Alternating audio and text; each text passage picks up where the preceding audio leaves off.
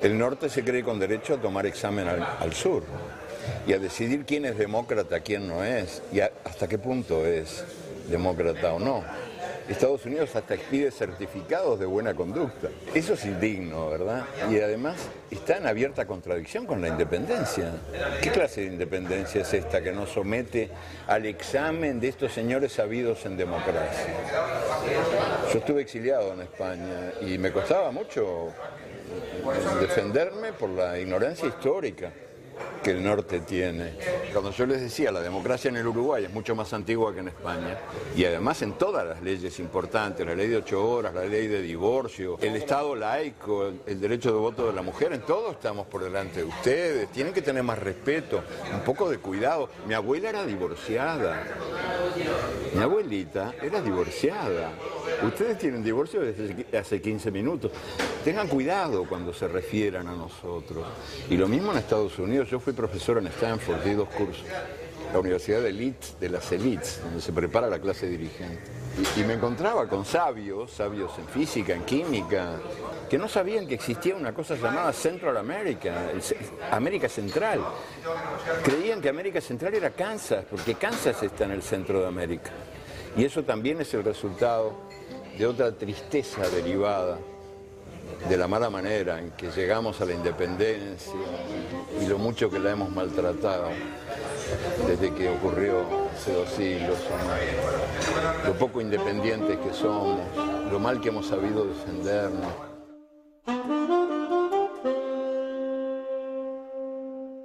Y obviamente el narcotráfico, que lo que sucede es que es un gran catalizador de violencia, es un gran corruptor de sociedades, es un gran corruptor de instituciones, y creo que hoy en día el narcotráfico ¿Lo sigue sufriendo con la Colombia de hoy? Claro, todavía. Uno va a unas zonas donde eso todavía, mucho menos que antes, es que nosotros llevamos 25 años peleando contra ese monstruo. Y hoy en día es un cáncer que carcome desde México hasta la Patagonia. Y creo que la gran amenaza al futuro del continente es el narcotráfico, que tiene implicaciones muy serias en varios temas. El primero, el gran catalizador de violencia. Cuando uno ve lo de México o lo de Centroamérica, uno dice, wow. Segundo, la generación de la cultura mafiosa, que eso es muy complicado. Empieza a tener una cultura de la ilegalidad y de hacerse rico a cualquier costo y muy rápidamente. Eso disrumpe unos valores fundamentales en una sociedad, y es que, hombre, si yo trabajo y me esfuerzo, me va a ir mejor. Y tercero, eso genera unas crisis de gobernabilidad. Es la amenaza más grande que tiene hoy el continente, por encima de la pobreza. ¿Y la guerrilla? Yo creo que la guerrilla tiene 2 características que arranca su historia dentro del marco de la Guerra Fría, así nacen las FARC, dentro del marco de la Revolución Cubana, así nace el ELN, y de esos 2 grupos se desprenden pues los otros, que ya muchos se han desmovilizado, pero esos son los 2 que siguen, los 2 grupos históricos. Cuando uno mira el tema de la guerrilla y lo trata de ligar al tema económico o social, pues se da uno cuenta que hay países que tienen peores problemas que Colombia y peores desigualdades que Colombia y no tienen guerrilla. Entonces ahí uno tiene que empezar a pensar qué es lo que acaba generando esas condiciones que permiten que una organización de estas surja, florezca y se mantenga. Uno de ellos es extracción de riqueza, y aquí encontrarlo es extracción de riqueza. 2, un país muy grande con complejidades geográficas. 3, un país con una historia de violencia política muy fuerte. Pero cuando surge la guerrilla en Colombia, surgen muchas otras partes de América Latina. Y creo que la diferencia es por qué no se acabó. Porque cuando uno ve los avances que ha tenido Colombia en los últimos 50 años en términos sociales, son mucho mayores que en otros países donde sí se acabó. Y es que en Colombia el tema agrario no lo hemos podido resolver ni con reformas ni contra... y sin embargo, cuando uno mira el tema de la violencia guerrillera o inclusive la violencia paramilitar, el tema de la lucha por la tierra se vuelve un tema muy importante. En Colombia todavía el debate de economía agraria de subsistencia campesina o agroindustria no se ha dado y están compitiendo en muchas zonas. Y entonces en ese sentido lo que se necesita es dar un gran debate agrario donde se plantee, bueno, porque ambas pueden convivir unas con otras. Pero ese debate lo hacen los agricultores, lo hacen ahorita no lo está haciendo nadie. ¿El propietario de la tierra o lo hace el campesino? Es que lo primero es que lo debemos hacer todos, pero ahorita no lo hace nadie.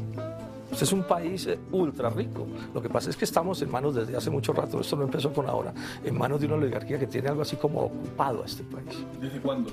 Por lo menos desde los inicios del siglo XX, cuando la oligarquía colombiana decide atar la suerte del país a la suerte del imperialismo. Y esa oligarquía aprendió a intermediar esa dominación, y entonces aquí se tiene unas capas altas que parecen europeas y norteamericanas, y así se sienten además, y un pueblo en una miseria y en una pobreza absolutamente escalofriante, en medio de la abundancia y en medio de la incapacidad y de la estupidez, porque es que aquí se juntan todos los problemas de esta minoría retardataria que sojuzga Colombia. Y a espaldas tienes un retrato de uno de los personajes más importantes de la historia latinoamericana. ¿Qué importancia tiene ese personaje en tu vida? Es indudablemente de una importancia específica, porque junto con él estuvieron mis hermanos Inti y Coco en 1967. Yo hago del Che un ejemplo a seguir en todo lo que me sea posible. De manera que para mí el Che no es solamente un personaje de la historia, es una personalidad que se convierte en paradigma. El año 2002 yo fui candidato a la vicepresidencia con Evo Morales. Entonces comenzamos a hacer campaña en el campo. Y yo tenía en la cabeza la idea, hablar del Che en el campo, ¿tendrá algún efecto político?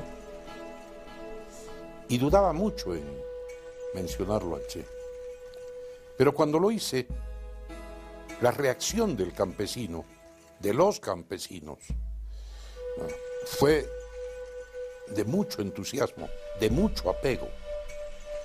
Y el Che se convirtió en ícono del MAS. ¿Y de esa campaña en particular? De esa campaña, a partir de ese momento, ¿Compartía? Todas las casas de campaña llevaban la efigie de Evo, y Evo, cuando toma el mando de la nación, señala a los héroes del proceso de liberación en Bolivia, tanto a Túpac Katari como a Che Guevara. Y el hecho de que tus hermanos también hayan sido víctimas de ese propio... Yo creo que a lo largo de estos años he cultivado una especie de convicción de que el odio es un sentimiento ocioso. No me preocupa saber, por ejemplo, quién mató a mis hermanos. No me preocupa sentir por ellos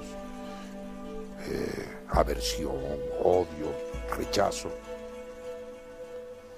Mis hermanos murieron por la libertad. Está mucho más allá de quienes apretaron un gatillo. A lo largo de la carretera, colaboran haciendo barricadas. A lo largo de la carretera, no importa que te traiga la vida. La guerrilla por ahí los espera. No importa que te traiga la vida. La guerrilla por ahí los espera. Claro que sí. Navidad, papá.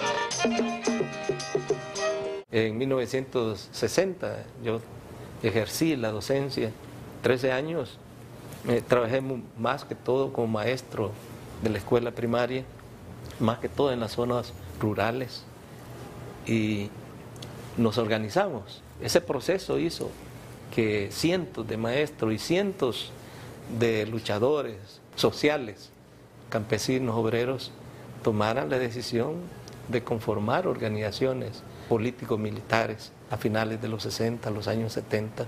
Así que yo tuve que abandonar mi labor, educación, esa noble labor del maestro. Pasé a la clandestinidad, y después asumí el mando de una de las fuerzas guerrilleras y después en la comandancia general. Pero esa etapa, ¿por qué me refiero a esa etapa? porque tiene que ver con esto que tú me preguntas. ¿Cuál es el nuevo compromiso? Pues el nuevo compromiso es convertir verdaderamente la educación en un factor del desarrollo. Aquí ha asustado a algunos sectores de derecha porque yo he dicho hay que forjar un hombre nuevo, y todos lo hacen la referencia al Che, ¿verdad?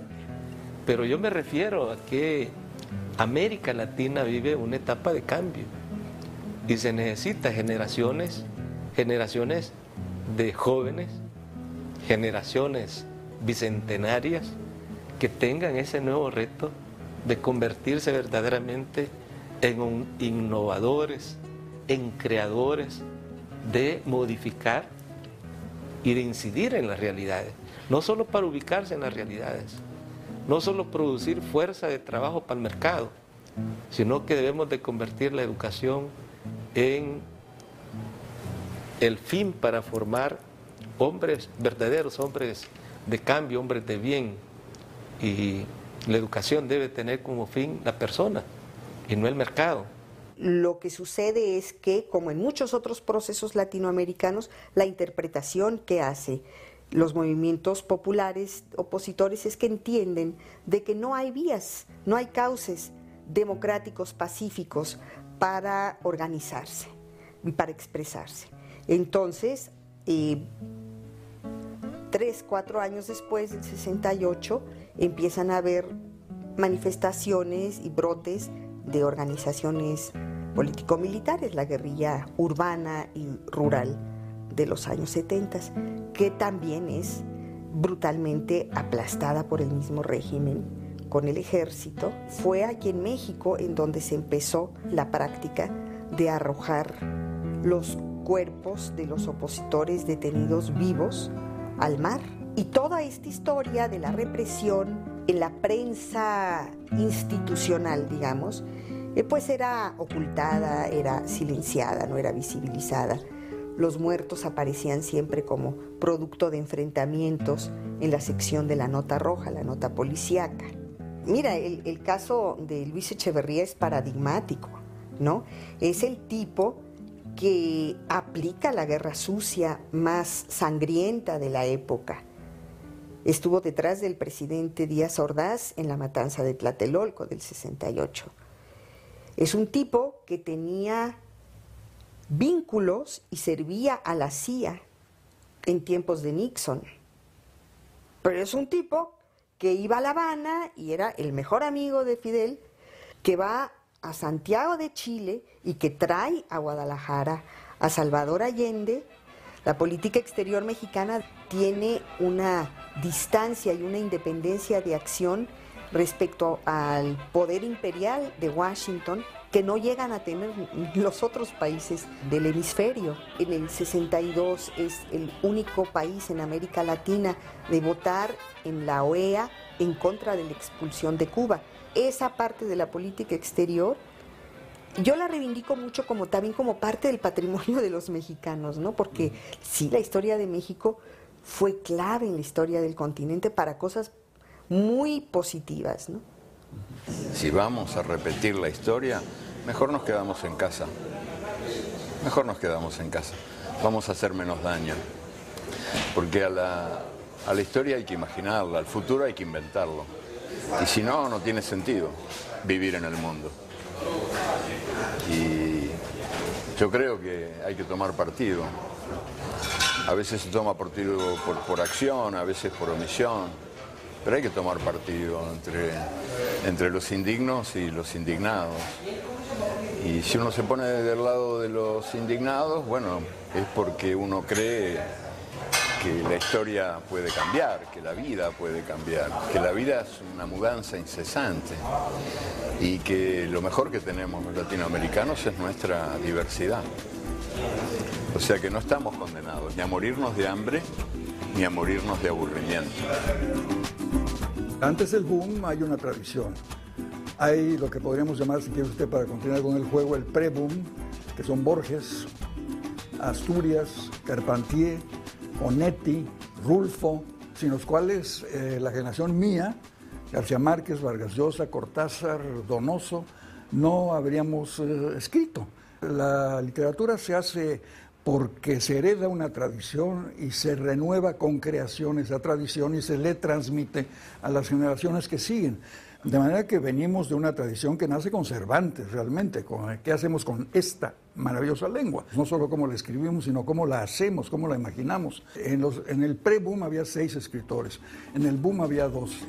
Hoy digamos que hay centenares en un momento en el que se habla del fin de la literatura, del triunfo de los medios audiovisuales sobre la literatura, pues resulta que no. Frente al imperio del audiovisual hay una urgencia más grande que nunca de contar lo que solo puede decirse a través de la literatura.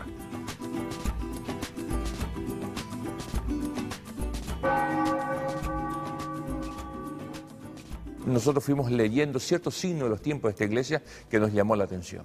Nos llamó la atención porque era un signo de una iglesia viva, de una iglesia cercana a la gente, cercana a los más pobres, y sin ninguna duda Medellín 68 ha marcado un rumbo diferenciado de un sector importante de la iglesia latinoamericana, reforzada esta en la década del 70 por la creación y pululaban los hombres y mujeres que reflexionaban en el nacimiento de la teología de la liberación.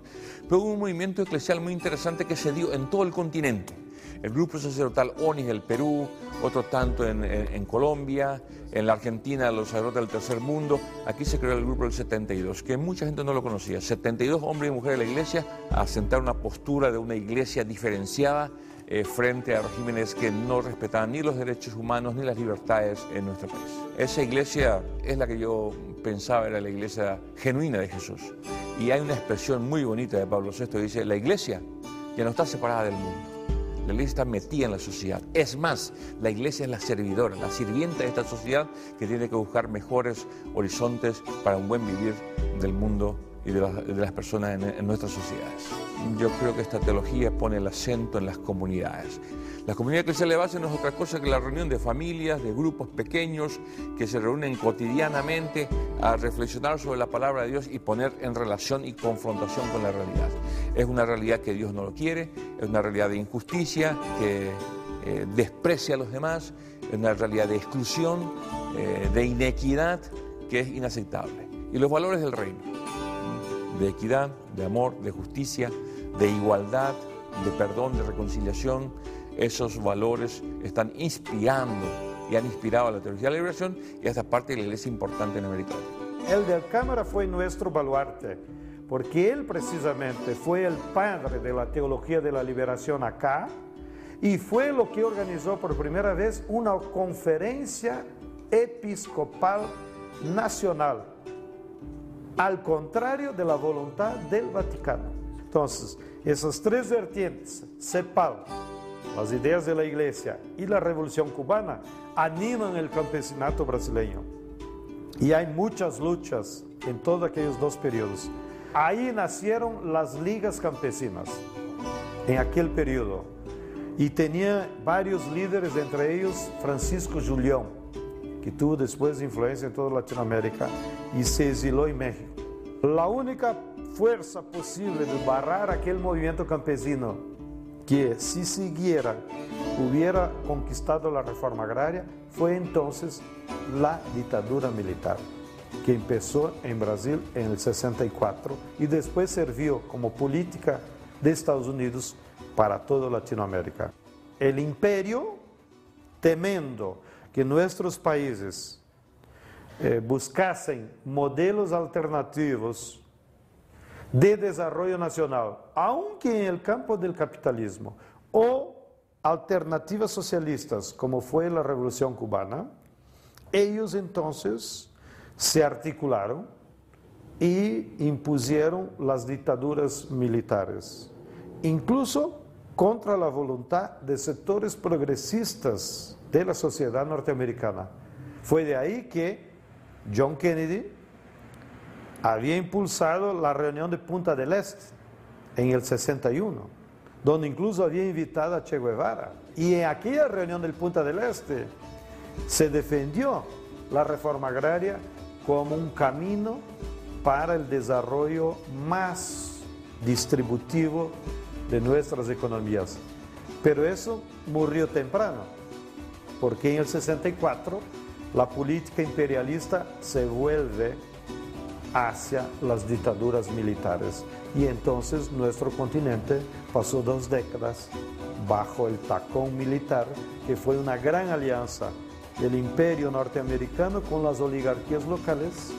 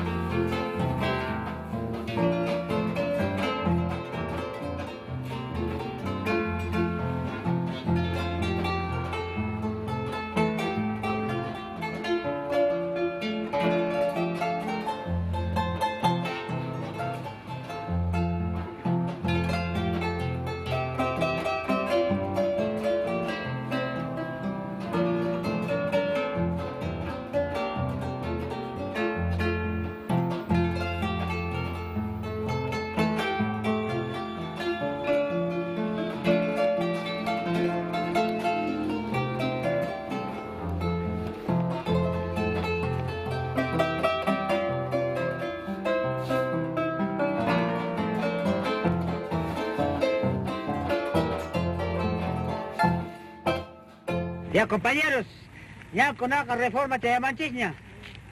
Bueno, conozco que otro ingeniero conozco Chayamuña. Oh, al panchista Cuasunches, al peo Casunches, al panchista Blancananchespa.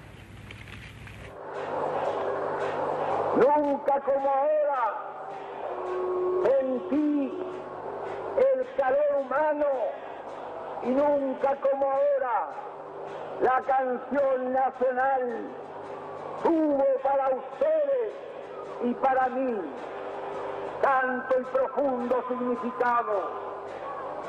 En nuestros discursos lo dijimos, somos los herederos legítimos de los padres de la patria y juntos haremos la segunda independencia. Fue la primera vez en la historia de la humanidad que un movimiento declaradamente que iba en camino al socialismo ganaba democráticamente las elecciones. Pero yo creo que los procesos de cambio que se viven hoy día en América Latina tienen un parentesco, un enraizamiento con el pensamiento de Allende.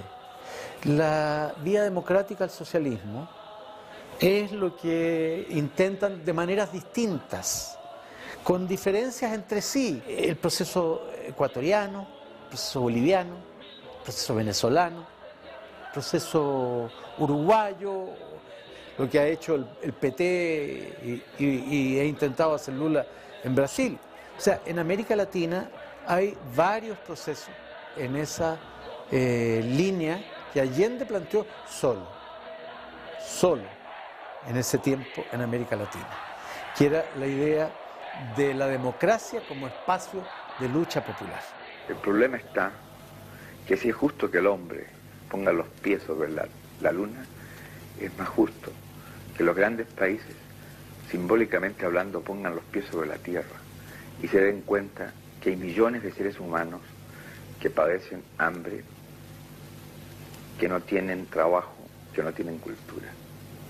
De ahí entonces que yo piense que es justo aquel anhelo que habla del hombre del siglo XXI, un hombre con una concepción diferente, con un nivel de valores distintos, un hombre que no sea movilizado esencial y fundamentalmente por el dinero, un hombre que entienda que hay, por suerte, otra medida en donde la inteligencia del hombre puede desatar su gran fuerza creadora. Es decir, tengo confianza en el hombre, pero en el hombre humanizado, para que vean el hombre el hermano, y no el hombre que vive de la explotación del otro.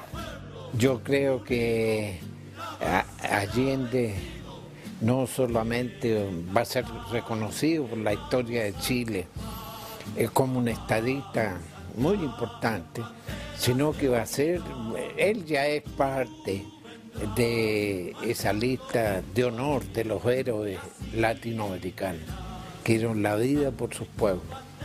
Soy un luchador social que cumple una tarea, la tarea que el pueblo me ha dado, pero que lo entiendan aquellos que quieren retrotraer la historia y desconocer a la voluntad mayoritaria de Chile. Sin tener carne de mártir, no daré un paso atrás. Solo acribillándome a balazos podrán impedirme voluntad de hacer cumplir el programa del pueblo.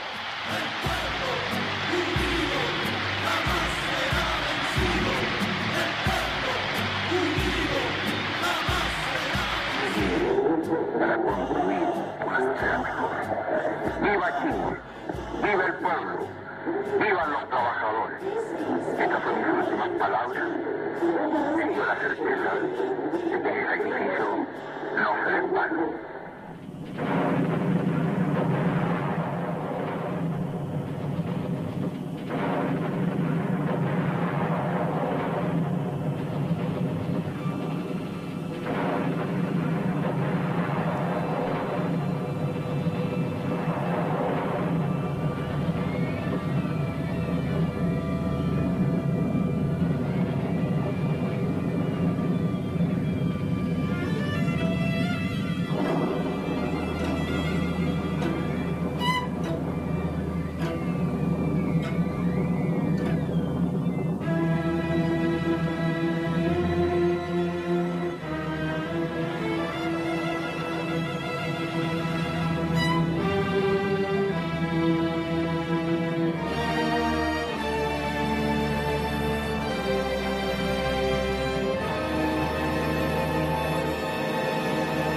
La Operación Cóndor fue un pacto militar entre los agregados militares y que dejó una secuela de más de 100.000 víctimas en la región.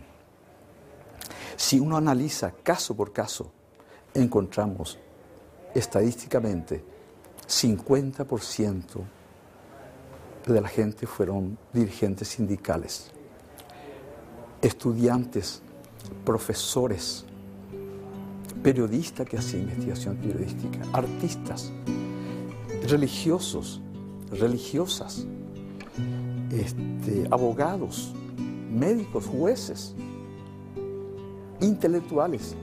La clase pensante de América Latina se tronchó del 75 al 85.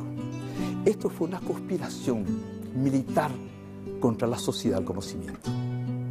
Estamos haciendo una investigación en Paraguay y en Argentina, la persecución, esta conspiración militar sobre las universidades. ¿Y qué papel jugó Pinochet para privatizar, por ejemplo, la educación?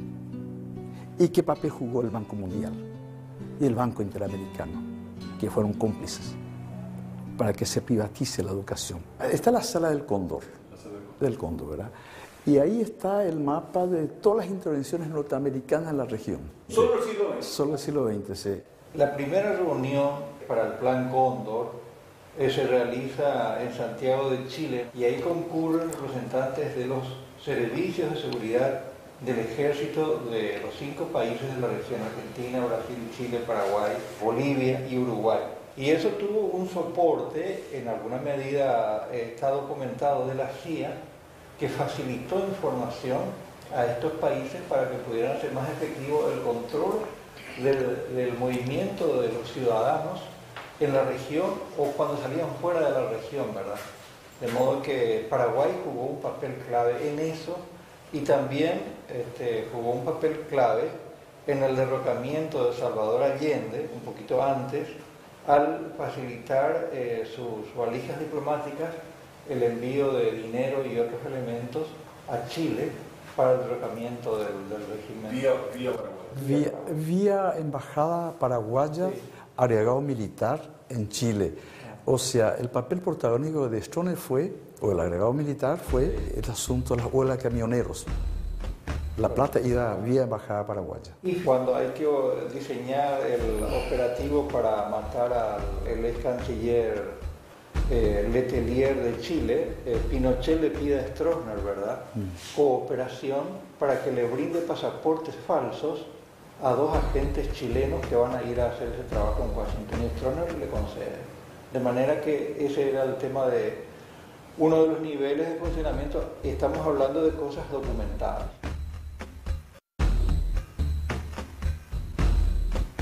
Cuando desaparece mi hijo, no tenemos una certeza si realmente desaparece de la Plaza 11, como dicen algunas que lo vieron por ahí, otros dicen que desaparece de la facultad.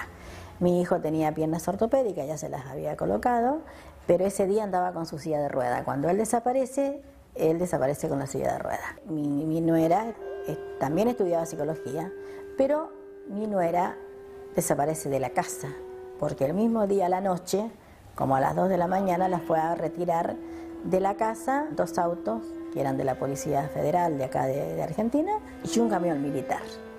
La policía las lleva a madre e hija y el camión militar se encarga de sacar todo lo que ellos tenían, lo poco que tenían, porque ellos había poco que estaban ya viviendo juntos y tenían más cositas que les habían regalado que nada. Desde ese día no nos vimos nunca más.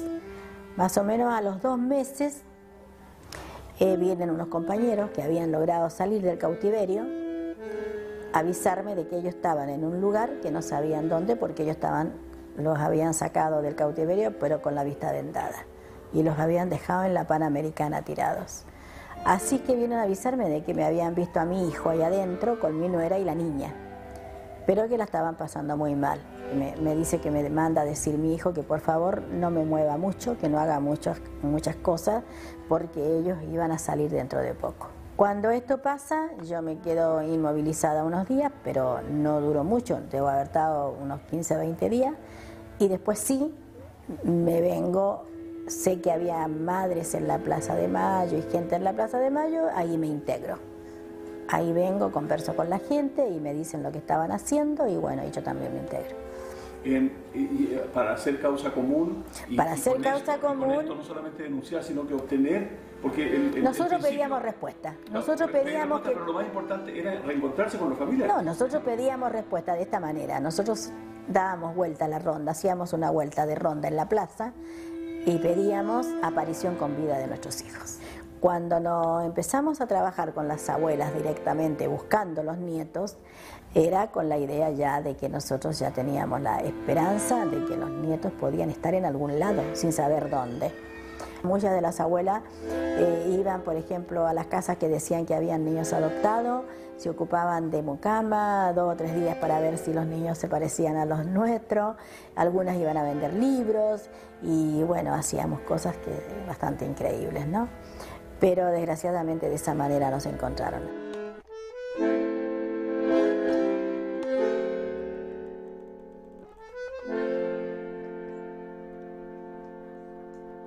Hemos encontrado hasta esta fecha 98 nietos, entre ellos la mía.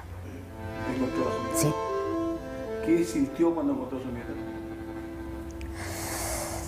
Mucha alegría y también mucha tristeza, porque me di cuenta que mis hijos y mi nuera no estaban más, porque mi nieta la encontré con 22 años y la encontramos que la tenía un coronel que había sido del primer cuerpo del ejército y que la había sacado del centro clandestino en Olimpo donde había estado mi hijo y mi nuera.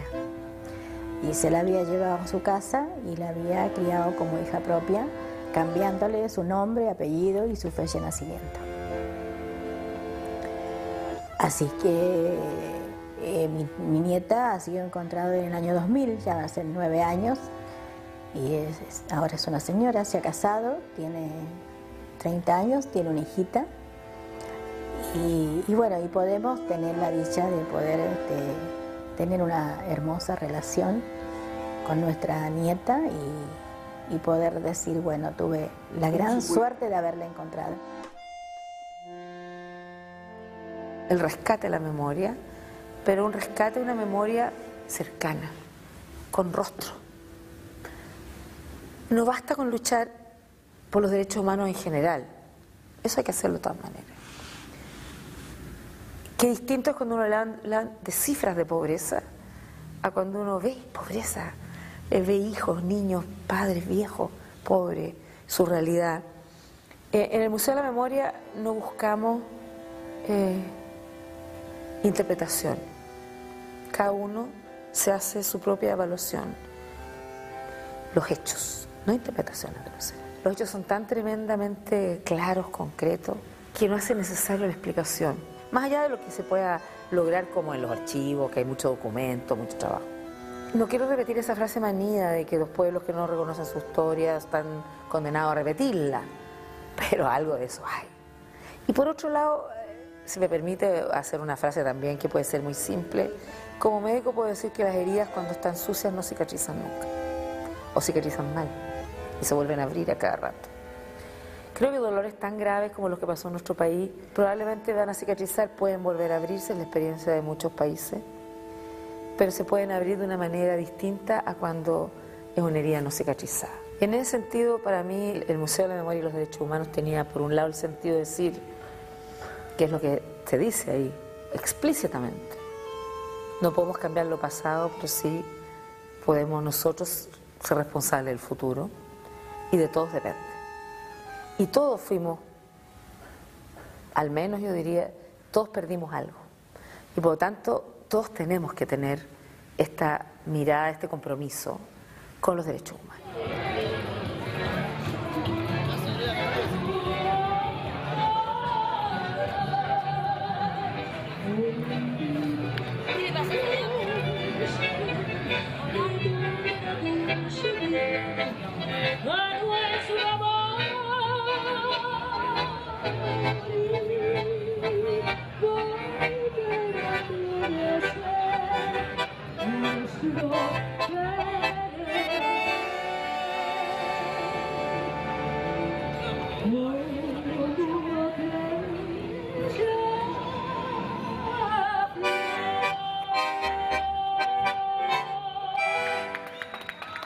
En la primera etapa la dictadura nace acá en el 54, en el golpe de Estado, se consolida en el 59, 63, 67, ¿verdad?, donde se cambia la Constitución y casi se asegura la presencia del dictador por tiempo casi indeterminado.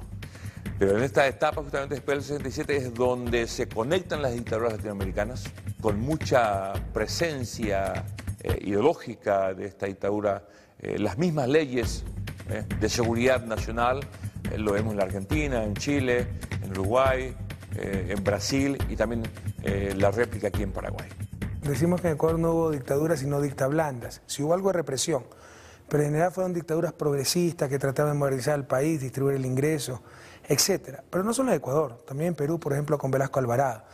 Y por ahí un ensayo de respuesta se me ocurre que los ciertos ejércitos, porque no todo, en Bolivia fue terrible la dictadura, de la región andina pudieron ser un poco más consecuentes con sus pueblos, ¿no? Un poco más progresistas, en afán de justicia, de sacar del atraso a sus países, mientras que los ejércitos del Cono Sur, muy influenciados por doctrinas de extrema derecha, fascistas, por entrenamiento alemán, fueron tremendamente represivos y conservadores desde su punto de vista económico y social. Y que es increíble que sea en el siglo XXI un golpe de Estado en Honduras, de lo más descarado, al estilo de los años 60, 70, condenado por toda América Latina, pero sigue ahí el gobierno de facto. Eso es tremendamente peligroso, porque es un ensayo de restauración de los poderes fácticos que han dominado la región, que al verse imposibilitados de vencer en las urnas, recurren a los sistemas más trogloditas, ¿no?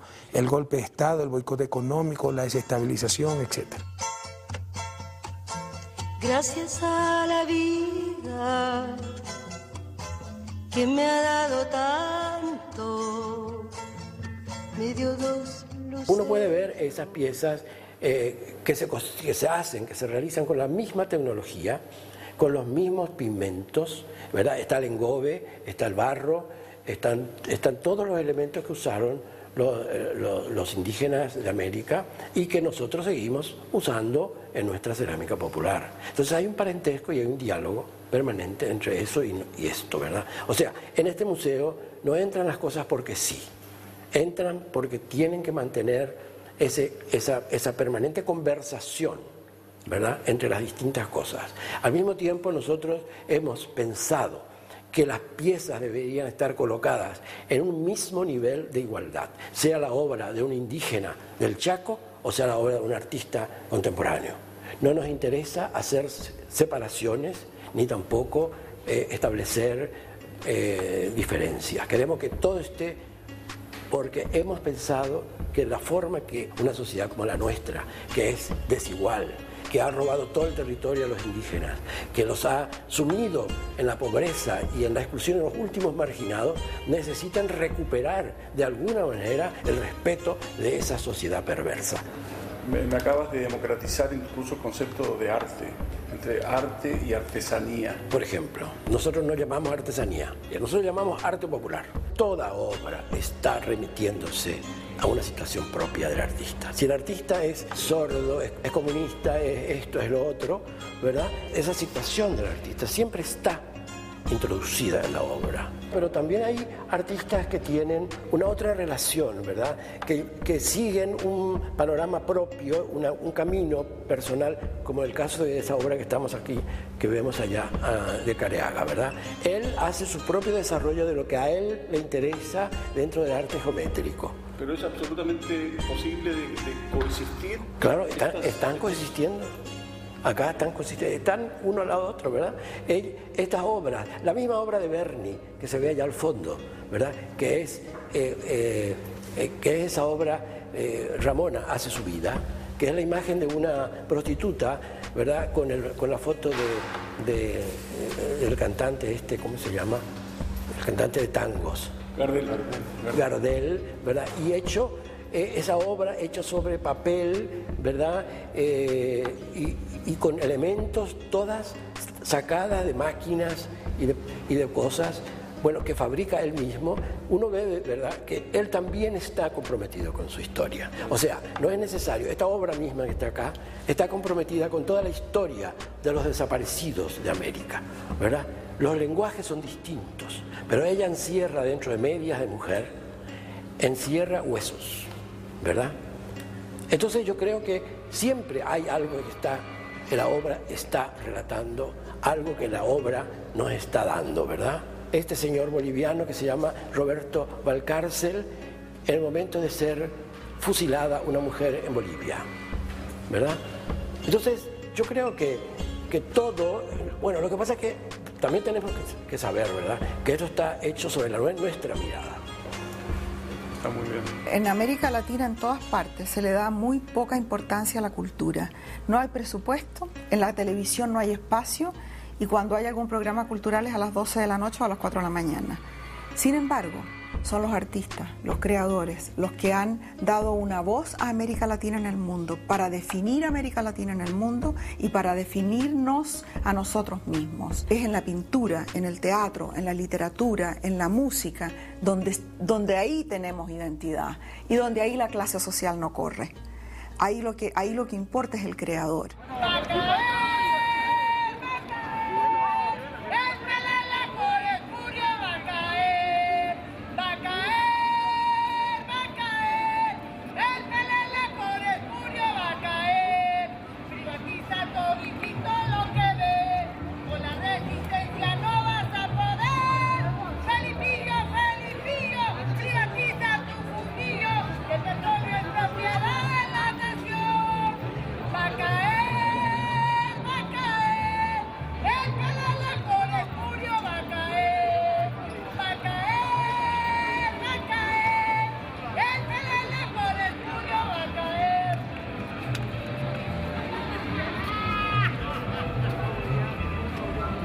Yo fui de la Comisión de la Verdad con otras dos personas. Entonces, al estudiar las causas del conflicto armado o guerra interna en Guatemala, nos encontramos con tres grandes causas. Una de las causas es económica, que tiene muchísima relación con la tierra, la tenencia de la tierra y sobre todo la explotación hacia toda la gente trabajadora, agrícola y también campesina.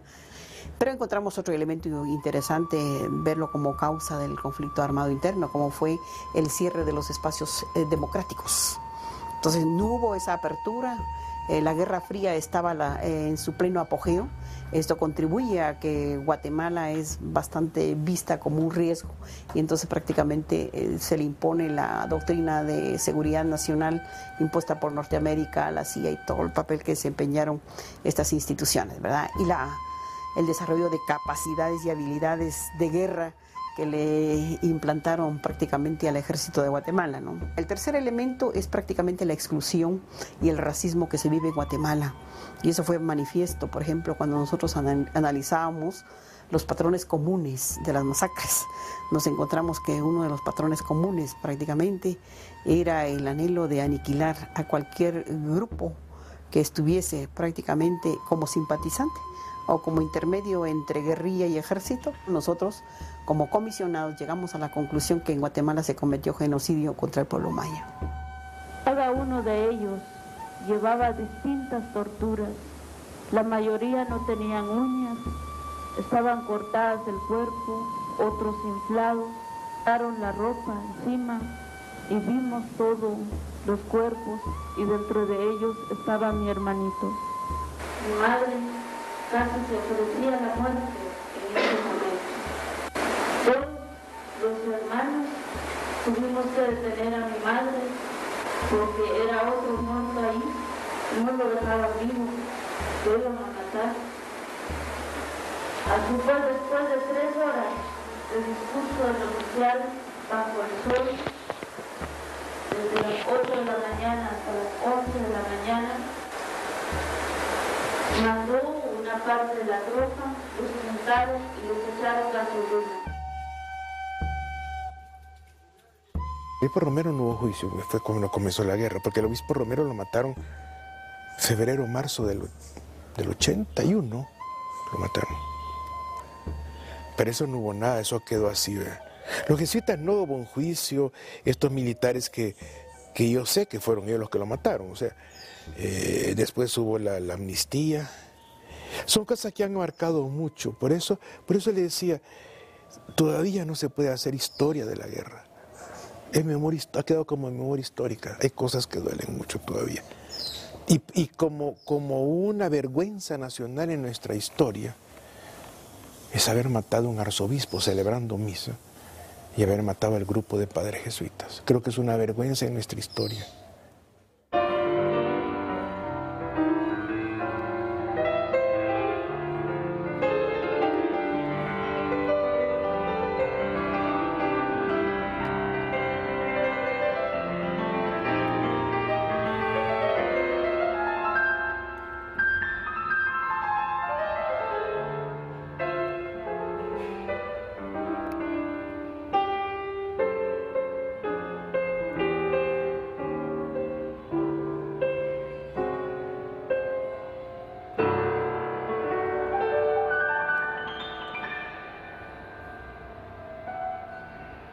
¿Qué significa para ti que esas manos que tienen tanta sensibilidad para tocar el piano hayan tenido un fusil para haber tenido que lograr la liberación de tu país? Lo que sigue significando es que todos tenemos un compromiso, ¿verdad?, en la vida. Y para mí, el haberme incorporado al proceso de la guerra fue un compromiso histórico. Un compromiso que me ataba y me moldeó a poder, en este caso, escogitar algo que tal vez no era para mí lo mejor, pero creo que era lo más importante en ese momento. Entonces dejo de tocar mis teclas para tocar un platillo, ¿no? ¡Viva Nicaragua libre!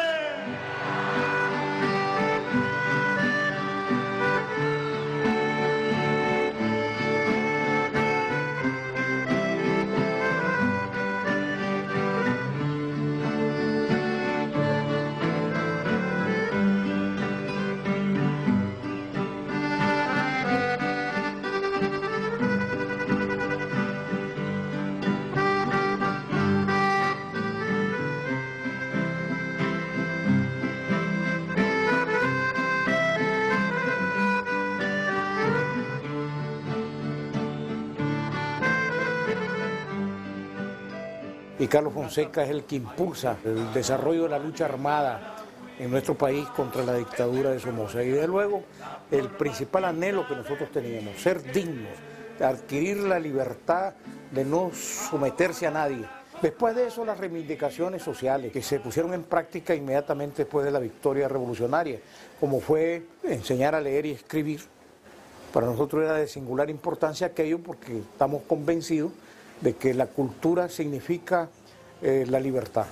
La salud porque disminuir la mortalidad infantil, disminuir la mortalidad materna, disminuir la mortalidad en general, en función de que las revoluciones se hacen en beneficio de la gente. El pueblo de Nicaragua logró una victoria sustantiva en aquel momento que cambió la correlación de fuerzas y que preocupó de una manera rabiosa, diría yo, profunda al imperio norteamericano, que hizo todo lo posible por neutralizar la revolución de Nicaragua y lográndolo en alguna medida. Disminuyó nuestra capacidad de respuesta a las demandas sociales, pero los errores que nosotros cometimos también contribuyeron a ese receso que estoy mencionando. Es decir, caímos en alguna medida en el pecado de la arrogancia, fuimos prepotentes, creíamos ser dueños de verdades absolutas y todo eso yo creo que ayudó.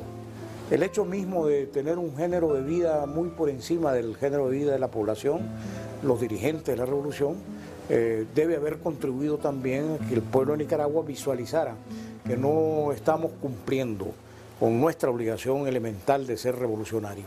Cuando los Estados Unidos instalan bases militares en cualquier lugar de América Latina, lo hacen siempre con el doble propósito de ayudar a la lucha contra el narcotráfico y contra el terrorismo. Estas cosas ofenden la inteligencia. No nos traten más como a bobitos, por favor. Durante 60 años, un señor llamado Nelson Mandela estuvo en la lista de los terroristas en Estados Unidos. Cada vez que Nelson Mandela viajaba a Estados Unidos como presidente de África del Sur, necesitaba un permiso especial. ¿Qué seriedad pueden tener estos señores cuando hablan de terrorismo? Y las drogas otra. Hasta las Naciones Unidas lo confirman y está en internet para quien quiera corroborarlo. Casi toda la heroína que se vende en el mundo proviene de Afganistán. Casi toda. Algunos dicen 85%, 90%. De la heroína que se vende en el mundo proviene de Afganistán. Y Afganistán es un país ocupado. Y ocupado por Estados Unidos. Y la legislación internacional es clara. Los países ocupantes son responsables de lo que ocurre en los países ocupados. Por lo tanto, si van a combatir el narcotráfico, que empiecen por casa, porque si no, están cometiendo el mismo pecado de hipocresía de la reina Victoria en el siglo XIX, gran narcotraficante que imponía el opio en China mientras imponía la vida virtuosa en Gran Bretaña.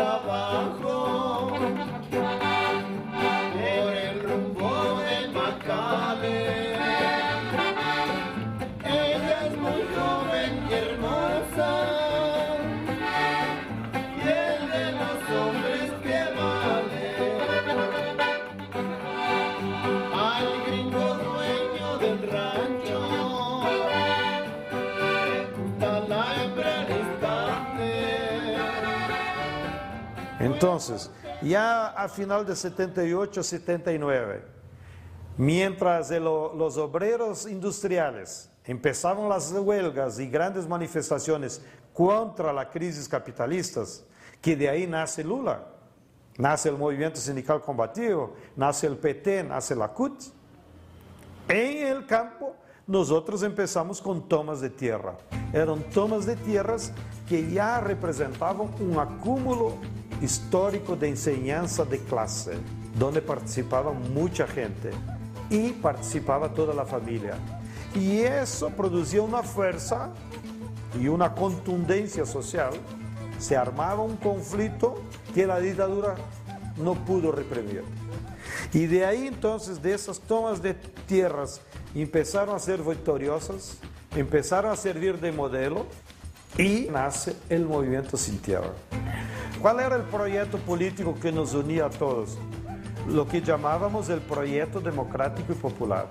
O sea, hacer cambios en la dictadura, de ahí la democracia, y a la vez organizar un modelo de desarrollo económico que fuese popular. O sea, que organizase la economía priorizando la solución de los problemas del pueblo. Companheiro, tá na hora de parar! Todo mundo para também!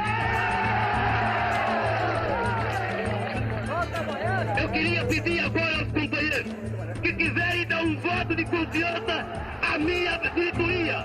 Por favor, levante a mão! Que a gente descobriu de que era necessário a gente se organizar politicamente. E se organizar politicamente era necessário a gente se organizar em um partido político. Então acho que o saldo de tudo isso é a gente, quem sabe, não colha ele hoje e nem amanhã. Mas eu acredito que a gente colherá ele, quem sabe, dentro de alguns anos.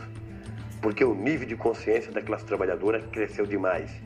E é preciso agora que a gente continue levando a sério a questão da organização dentro da fábrica, da organização política da classe trabalhadora, da organização de bairro, da organização das comunidades de base, enfim. O que é preciso a gente atentar é de que esse povo ou se organiza politicamente, ou a gente não vai conseguir, através de lutas específicas, resolver o problema da sociedade. Se a nível de Brasil nós estávamos acumulando e estávamos em uma ofensiva de massas, ¿qué pasó? Que a nivel internacional la correlación de fuerzas era contradictoria a nosotros. Caía el muro, caía el país del este, no había apoyo, no había... Una gran contrapropaganda además. Una gran propaganda y la crisis ideológica del socialismo. De eso perdimos las elecciones, porque no fue solo Lula perder de Collor, es que la victoria de Collor fue una victoria del proyecto de la burguesía brasileña de implementar el neoliberalismo.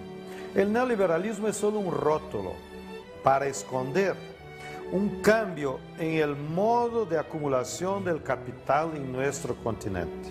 Ahora, con el neoliberalismo, entramos en una fase en que el modo de acumulación principal es dominado por el capital financiero y por las empresas transnacionales. Las grandes corporaciones que llegaron a nuestra economía y tomaron cuenta de todos los sectores más dinámicos de la economía. Empezaron por la luz, la telefonía, la banca, los servicios, las grandes plantas industriales y ahora, en los últimos 5 años, están llegando a la agricultura. Que hacia 1977 Carlos Andrés Pérez, aprovechando la gran bonanza petrolera que hay con la crisis, nacionaliza la industria petrolera, con unas indemnizaciones espléndidas. Esa riqueza se gastó de una manera enteramente desordenada, hubo mucha corrupción y se contrajo una deuda pública desorbitada. Esa deuda pública vino a determinar en 1983 un colapso financiero que nosotros llamamos el Viernes Negro, y desde entonces nuestro rico país pasó a ser oficialmente pobre. Es muy divertido, antes a los venezolanos nos decían en el exterior los tabaratos, que eran una tribu, porque un venezolano decía, ¿cuánto cuesta eso? Tantos dólares, y dice, está barato, y añadía, dame 2. Entonces, bueno, pasamos de tabaratos a pospetroleros. Esa situación se fue agravando al extremo de que se entregó la soberanía. El mismo mandatario, Carlos Andrés Pérez, volvió al poder y le entregó la soberanía al Fondo Monetario Internacional con un paquete económico que firmó en febrero de 1989. Y 2 o 3 semanas después hubo una rebelión popular espontánea que fue llamada el Caracazo, pero que ocurrió en toda Venezuela contra las medidas del paquete económico. Yo digo siempre que ahí empezó la Cuarta Guerra Mundial, porque empezó la guerra de los pueblos contra los estados y los organismos financieros, guerra que todavía está en curso.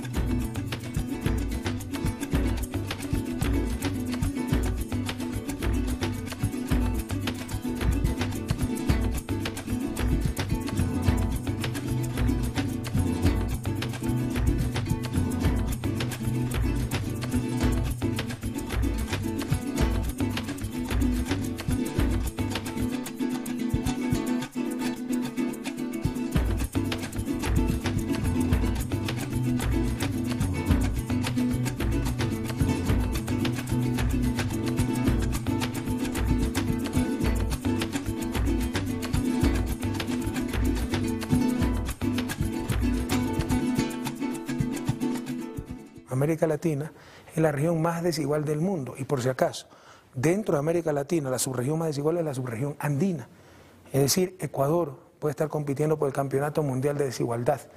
Toda política pública, todo proyecto político debe tener como eje transversal y fundamental la búsqueda de la justicia, y eso fue lo que se abandonó en las últimas 2 décadas con este cuento del neoliberalismo y el consenso de Washington, donde dijeron, no, todo... No es necesario acción colectiva, no es necesario Estado, todo lo va a resolver el mercado, el individualismo, la búsqueda de lucro y la competencia. Competir entre iguales hasta se podría entender, ¿no? Yo no creo en la competencia, pero competir cuando algunos nacieron en azotea y otros en el subterráneo, eso es un completo absurdo.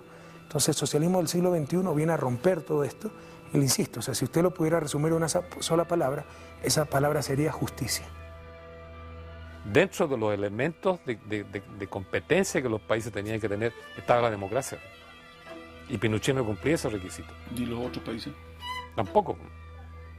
Por eso es que comienza una política ahora para que haya una transición a la democracia pacífica. Que se vaya Pinochet, pero que deje el modelo. Si queda el modelo y se va Pinochet, entonces ahí invertimos. ¿Qué es lo que ocurrió? ¿Y eso también lo obligaron a hacer a Argentina, Uruguay? Claro, solo que allá la transición no fue como en Chile. Aquí la transición, o si tú quieres, la traición de la clase política a los viejos principios que habían defendido en los 60 fue más grande. Fue brutalmente grande. Hasta hoy. Hasta hoy, porque recogieron y reconocieron el modelo Pinochet tal cual lo dejó este. Que me entierren en la sierra, al pie de los Magallanes, y que me cubra esta tierra, que es cuna de escabales, voz de la guitarra mía, al despertar en la mañana, quiero cantar su alegría. A mi tierra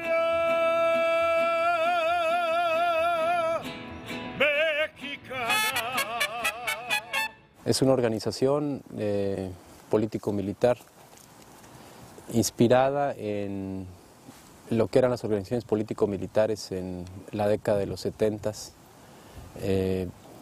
planteándose la toma del poder por la vía armada y la sustitución del capitalismo por un sistema social, el socialismo en este caso,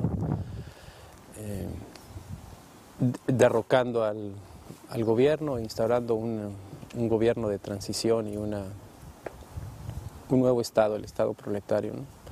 O sea, todas las ideas que eran las que inspiraban a los movimientos revolucionarios en América Latina, aunque en esta organización se hacía más hincapié en 2 cosas fundamentales. Una era la historia de México, o sea, se trataba de insistir en todo momento en que el proceso histórico revolucionario en México tenía que tener sus propias características y de ninguna manera se podía calcar o importar las experiencias revolucionarias en otros países, ¿no?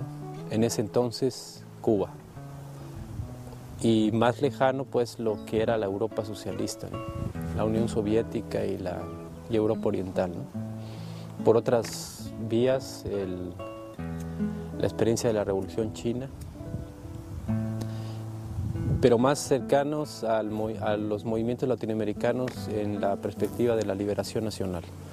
Entonces estoy hablando del periodo de los 70s, cuando hay muchas organizaciones político-militares que se plantean el tránsito al socialismo a través de la liberación nacional. De hecho, es el apellido de muchas organizaciones, ¿no? El Frente Sandinista de Liberación Nacional, el Ejército de Liberación Nacional en Colombia, su equivalente en Bolivia y en varias partes pues, de América Latina, ¿no? Sin embargo, esta organización no se plantea la guerra como un objetivo, sino plantea que la transformación revolucionaria va a ser producto de la participación del pueblo y que en determinado momento se va a llegar a confrontar con las fuerzas represivas del Estado y por lo tanto debe contar con los medios para poder combatir contra esas fuerzas represivas, ¿no? El desastre de la gestión de Menem, digo la gestión de Menem porque ahí Argentina se entregó, hizo de rodillas, siguió a la letra los dictámenes del Fondo Monetario y del Banco Mundial. Menem fue premiado en Washington en el Fondo Monetario Internacional por Robert Campdesús, porque había sido el mejor alumno, había aplicado todo.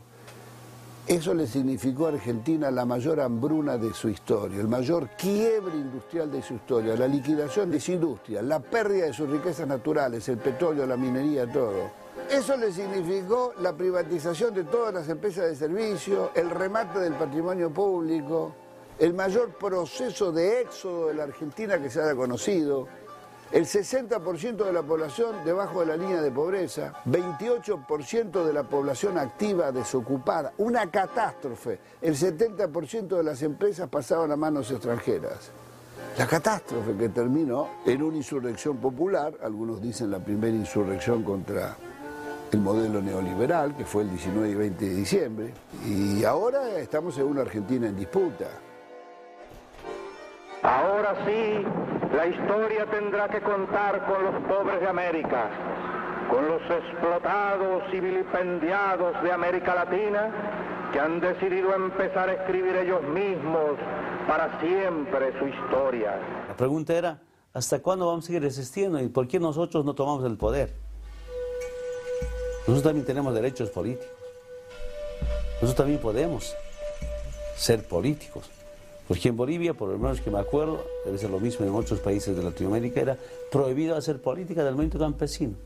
Cuando llega el Chaparro, yo escuché, cuando algunos dirigentes sindicales de mi región planteaban a los delegados, representantes de los gobiernos, cambios estructurales, ¿y cuál era la respuesta? Usted está haciendo política, y es un delito. Su política de usted es hacha machete, es otro instrumento de trabajo del oriente boliviano. Pero cuando llegan las elecciones, ¿qué hacían? Que nosotros votemos para ellos y ellos leyes contra nosotros. Lo que pasó es, como no era suficiente el poder sindical, el poder social, el poder comunal, ¿no?, para tener las reivindicaciones, dijimos de la lucha sindical, a la lucha comunal, a la lucha electoral. Y eso era como mediante un partido.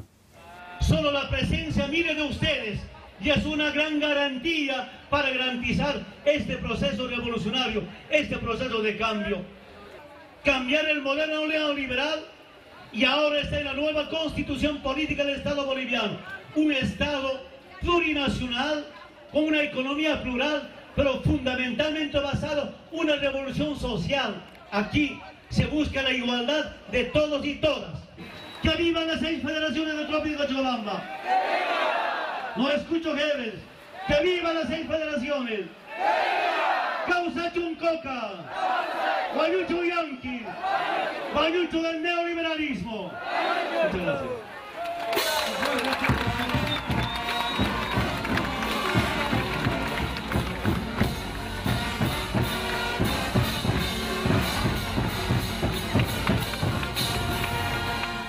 Cuando Estados Unidos tomó Cuba y Puerto Rico en el borde entre el siglo XIX y el XX, rechazó la deuda que había contraído el gobierno español porque la llamó deuda odiosa y simplemente no la pagó. Bueno, con mayor razón, las deudas públicas fueron contraídas a espaldas de nuestros países en unas condiciones usualmente de la más flagrante ilegalidad, sin que hubiera aprobaciones de los poderes legislativos. Por otra parte, fueron en muchos casos consolidadas deudas dudosas Entonces, América Latina puede y debe lograr uma liberação da deuda. E é possível, enfim, que as lições, as experiências que nós tenhamos construído, cada um em seu sítio isolado, cada um em seu país específico, possa agora vir à tona, iluminar umas às outras e haver uma contribuição mútua no sentido de superarmos muitas das nossas mazelas, muitos dos nossos problemas. E essa possibilidade fantástica que nós temos hoje, graças ao esforço que nós fazemos no Brasil, de sairmos do Brasil, ao esforço que os países latino-americanos, que os países hispânicos fazem no sentido de nos receber e de nós recebermos os seus representantes em nosso país, esse esforço, ele certamente gerará muitos frutos. Não apenas, repito, no sentido de vermos o que fizemos no passado, mas essencialmente de planejarmos o futuro.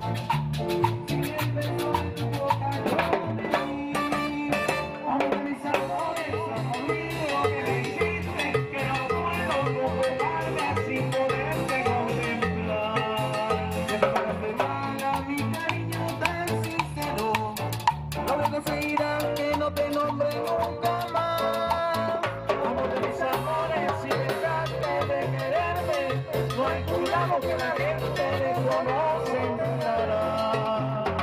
Cuando siento la boquita cambió mi suerte, so grande mi que nadie sepa ni sufrir.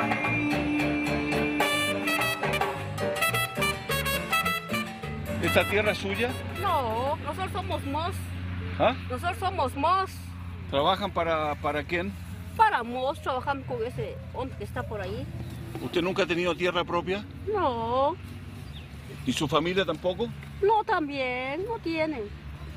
Se juntaron con Madrid, no tienen terreno. ¿Cuánto le pagan a usted por trabajar acá en el día? 40. ¿40? Sí, por día trabajamos.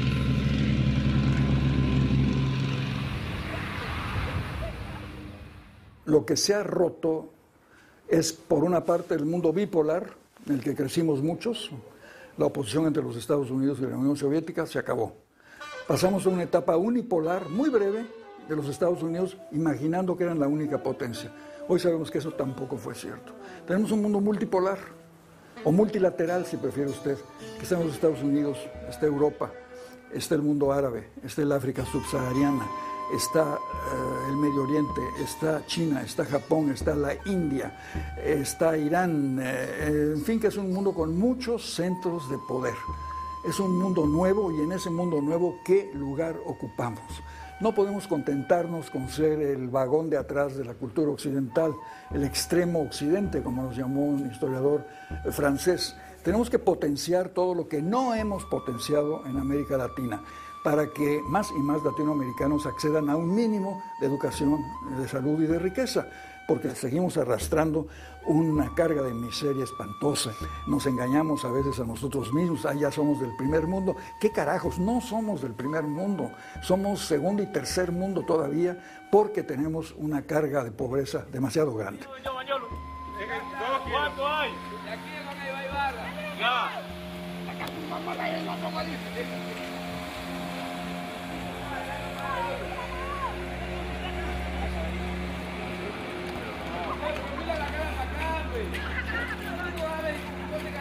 Mírenlo, que ya está ofrecido. Ey, ya no. Ya no permito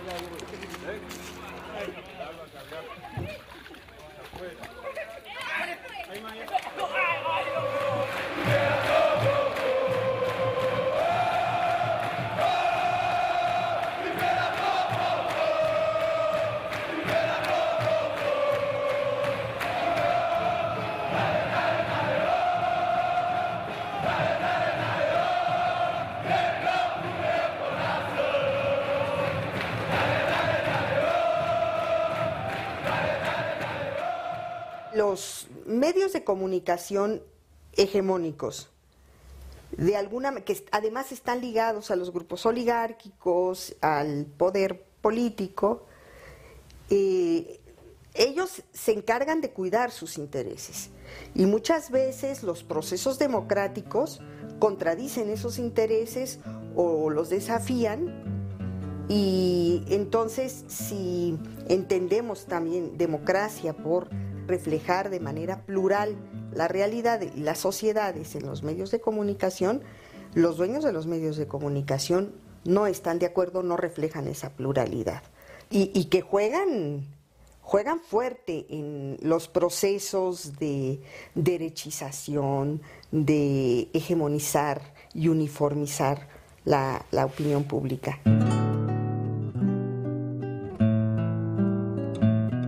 Y entonces, bueno, en medio de ese desastre, Hugo Chávez Frías, poco tiempo después del Caracazo, en febrero de 1992, había lanzado una insurrección militar que fracasó. Hemos salido ahora mismo a combatir en las calles y caminos de Venezuela para recuperar con nuestros propios brazos el honor mancillado de la patria.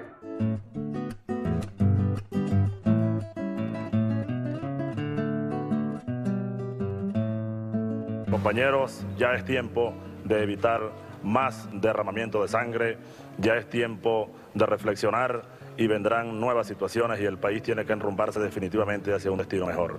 Le dan medio minuto de televisión, ese medio minuto decide su destino, es condenado, va preso, es luego indultado, se presenta a unas elecciones sin dinero, sin campaña presidencial, sin maquinaria política y las gana abrumadoramente.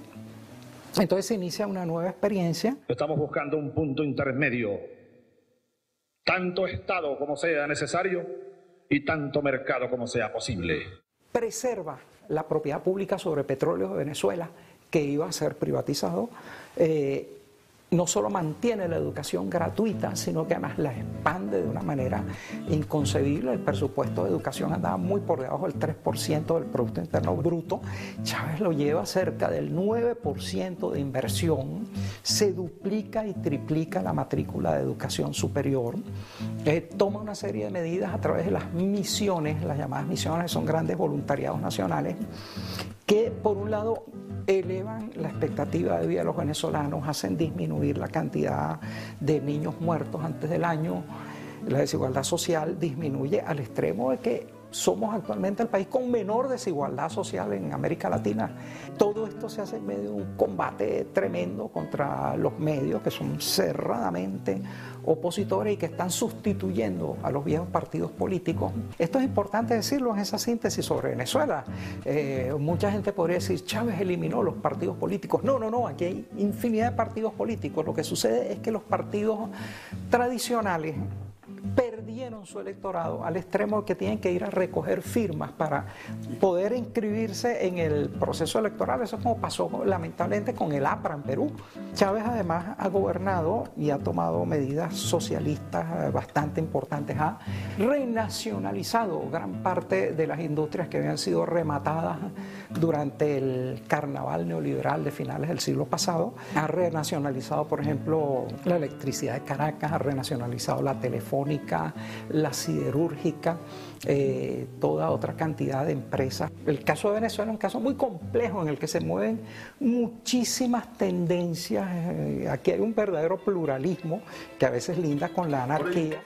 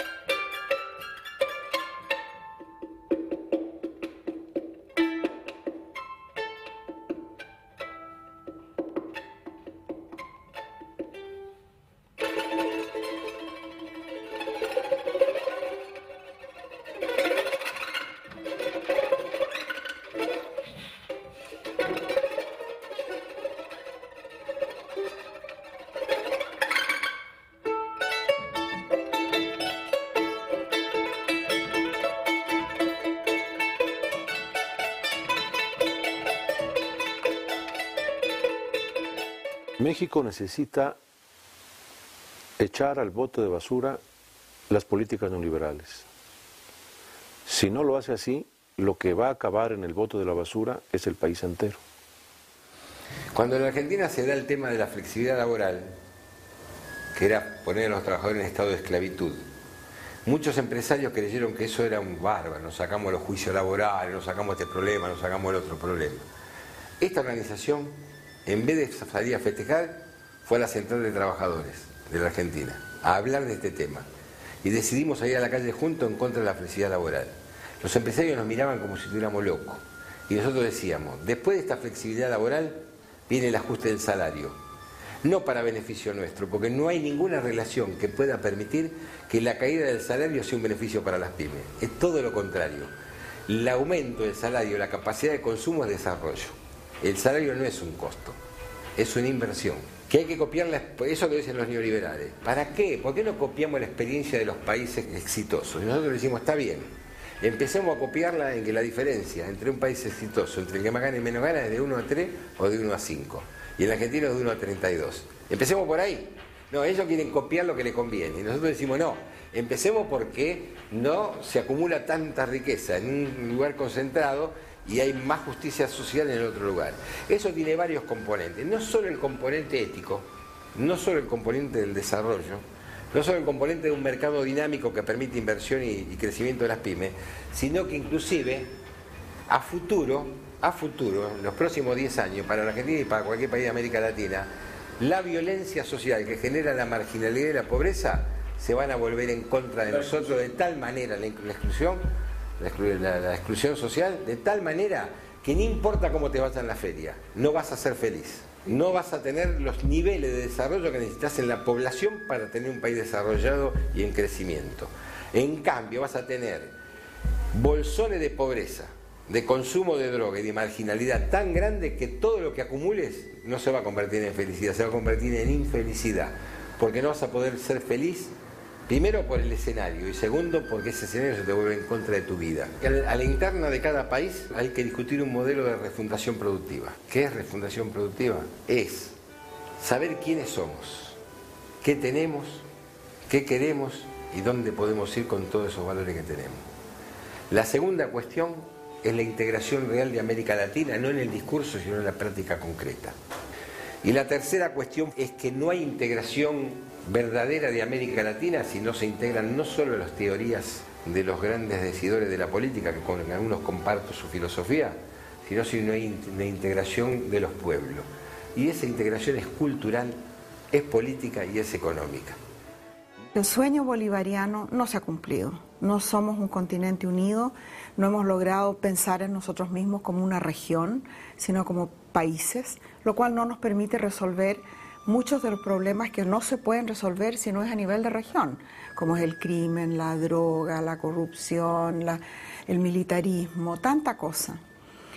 Pero tengo una visión optimista de América Latina porque me tocó vivir los años 70 y los años 80 con las terribles dictaduras que produjeron masas de refugiados que salían de un país a otro buscando algo de seguridad. Y eso ha terminado hasta cierto punto. Ahora los refugiados son por otras razones, son refugiados económicos, que salen porque en sus países se están muriendo de hambre. Si Haití, el presidente Petión, que ayuda a Bolívar, comida, armamento, les Haití no pasando crisis, ahorita está pasando crisis. Hace años Haití ayuda a Bolívar a todo. Yo borra todo esa que escribe en la Biblia, yo borra todo. No existe más en la historia, no está en los libros de historia. No existe más. Ellos ahorita hablan de puro Fidel Castro, puro Che Guevara.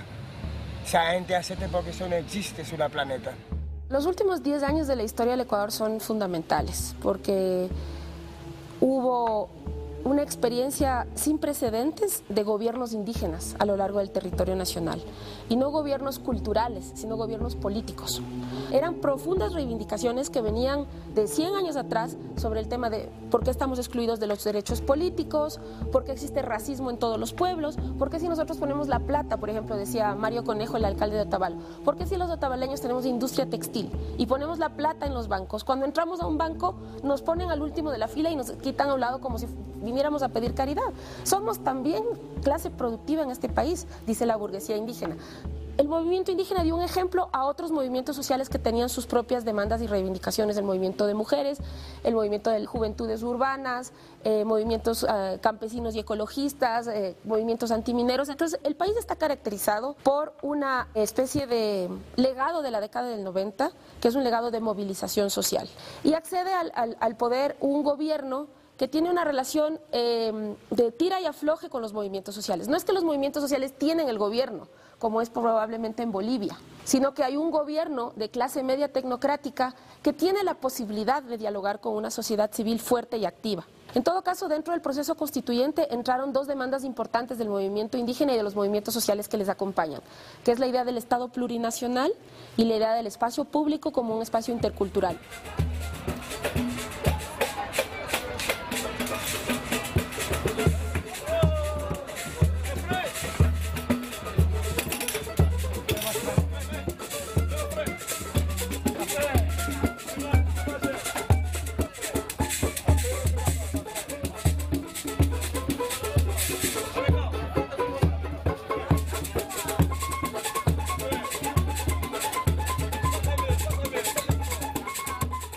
Nosotros firmamos la paz en 1992 y nos convertimos en partido político.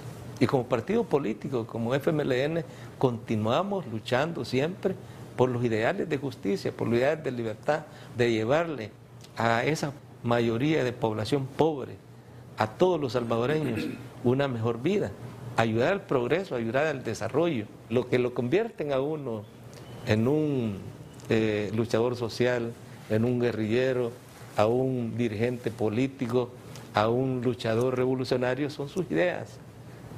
Y yo creo que hay ideas de justicia, hay ideas de progreso, hay ideas de libertad, hay ideas del bien común, que es lo que inspira. Entonces, uka pusi amuy unak pusi chamampiu apnakaptan hiwasa kasuma kamanyar sardanya tekeh.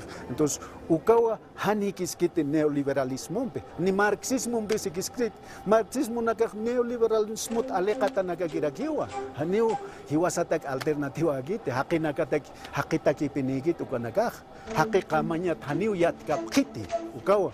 Entonces, ukanakan piakipan panta mucha tatana neoliberalismo marxismo ukaki utjas kamak anyajayap khito ni kamagite hiwasan kamanya yakaje aymar quechuan kamanya paja ka civilización tiwanakon kamanya paja maijao. Entonces, uka kamanyar sartsna satay. Entonces, como las estrellas estamos volviendo ahora los aymaras y quechuas ya con pensamiento, ya con conocimiento, ya no solamente así siguiendo la propuesta de los otros. Nosotros hemos empezado de ser corregidor, hemos sido subprefectos, hemos sido ministros, hemos sido diputados, hemos sido vicepresidente y ahora estamos en la presidencia.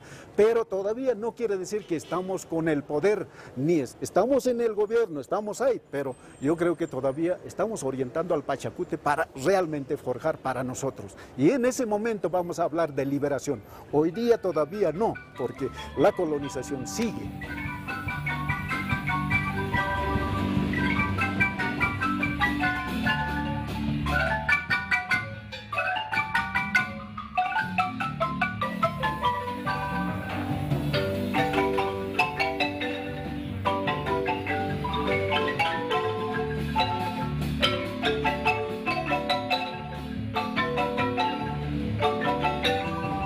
Lo principal es que lo que logramos en la segunda década del siglo XIX, para ponerle una fecha, o en el siglo XIX, se fue perdiendo. Estoy refiriéndome principalmente a la soberanía nacional. Se fue perdiendo, yo diría que a partir de 1900, que es cuando Estados Unidos se convierte de una vez por todas en una potencia controlada por el capital financiero, los monopolios, las transnacionales, o sea, se convierte en un país capitalista imperialista. Y empieza definitivamente a tomarse el continente. A 100 años de ese hecho, el hecho más grave de América Latina es que tenemos la soberanía nacional perdida o muy embolatada.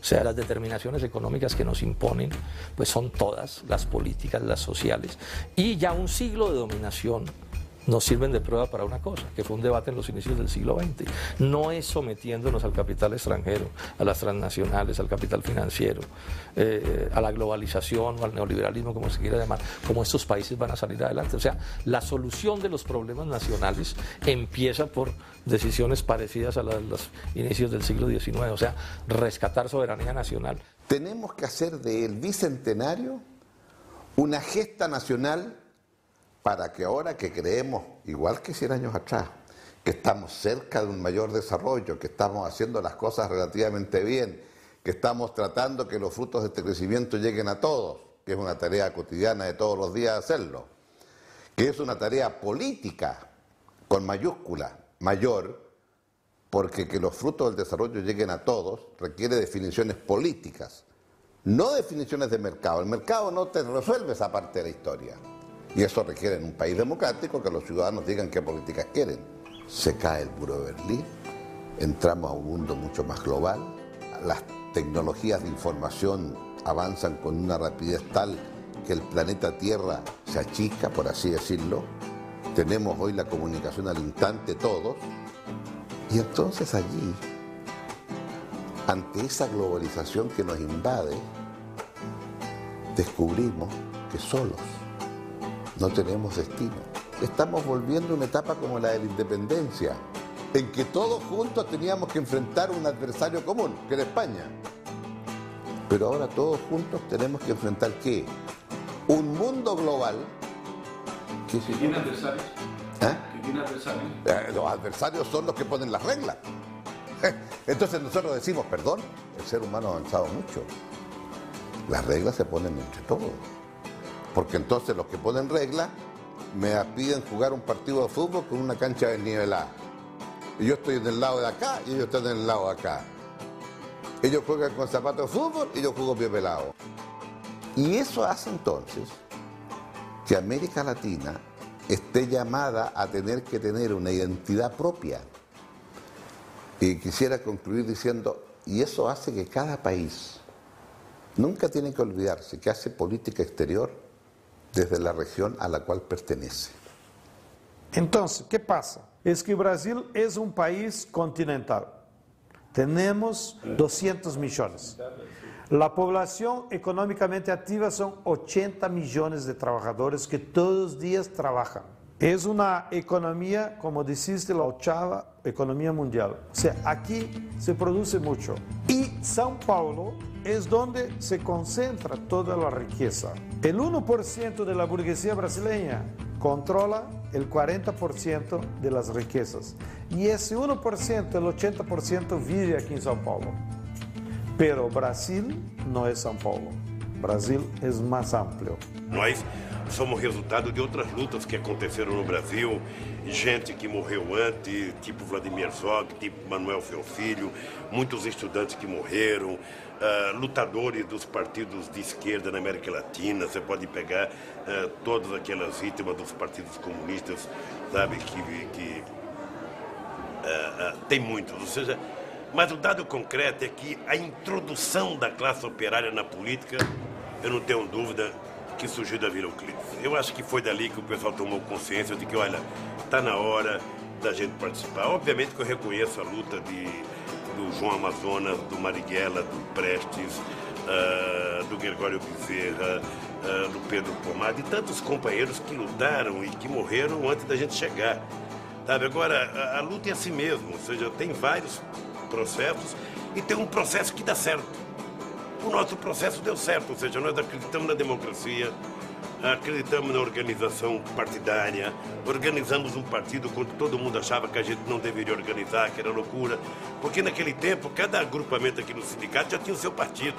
Tinha alguém que era da ala vermelha, tinha alguém que era do PCdoB, tinha alguém que era do MR8. Então quando eu falava, vou criar um partido, não precisa criar partido, não precisa criar partido. Aí eu descobri, peraí, eles não querem que eu crie porque eles já têm o deles, mas eu não tenho o meu.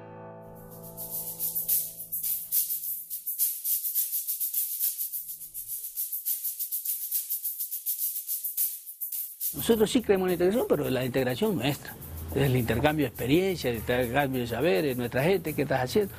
Y hemos creado una red manglar internacional, una red latinoamericana. Pero no nos quedamos ahí, nosotros dijimos, esta lucha tiene que ser general, global, porque la destrucción es grande y tenemos que prevenirla. Nosotros creemos de suma importancia porque nos ha permitido a las comunidades costeras, a los pueblos costeros, digamos, que estamos ahí, de pescadores, de concheros, de cangrejeros, vivir dignamente, nos ha permitido trabajar. Y ese trabajo es la recolección de los productos que da ese ecosistema o que da el mar. Nosotros sí creemos en esa globalización también de la lucha, no solo del modelo neoliberal, sino también desde lo nuestro. Y que ojalá que nuestros presidentes que han agarrado el discurso ahora dicen, vamos, ojalá que sea verdadera, no que sea una integración de plata, de dinero, de explotación. Ojalá que sea una para defender la vida, ¿verdad? Y no vamos a ganar nada si destruimos nuestro patrimonio natural. Ese es el gran problema de nuestro gobierno, que necesitan recursos, no necesitan dinero y por eso van destruyendo todo lo que se les encuentra al paso. Lamentablemente, la profecía de Bolívar no hizo sino cumplirse. Los Estados Unidos de Norteamérica parecen destinados por la providencia para plagar la América de miserias a nombre de la libertad. Y todos los gobiernos que de una u otra manera se oponen al imperialismo comienzan a ser atacados, comienzan a ser satanizados, comienzan a ser atropellados. Ya han pasado casi 200 años de aquella alerta que hacía el gran líder, el gran visionario que fue Simón Bolívar. 200 años después, aquí estamos nosotros, concentrados en esta Caracas bolivariana para seguirle diciendo no al intervencionismo norteamericano en nuestra tierra. Y aquí en Venezuela lo que estamos haciendo es un esfuerzo gigantesco para cambiar de camino, para cambiar del camino al infierno al camino a la vida. Yo les voy a decir algo. Bastante historia hay aquí. Bastante heroísmo hay aquí. Y saben una cosa, bastante pueblo hay aquí.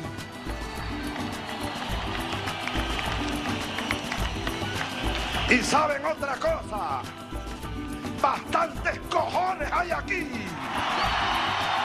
para defender esta tierra,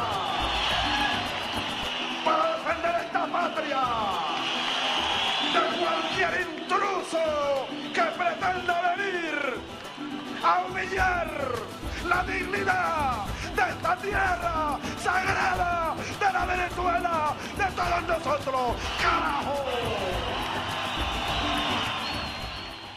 ¿Por qué viven aquí ellos? ¿De dónde vienen? ¿Tienen casa en algún lugar? Ahora tu casa sufre, orengo sin tierra y recuperar la ellos quieren recuperar sus tierras que son ancestrales y que quieren tierra y quieren salud, quieren estar mejor, quieren casa. ¿Eso dijo? Sí. Bien. Ahora, ¿por qué vienen acá a la ciudad y por qué no se quedan en el campo donde tienen mejores condiciones tal vez de vida? ¿Por qué vienen acá en la ciudad?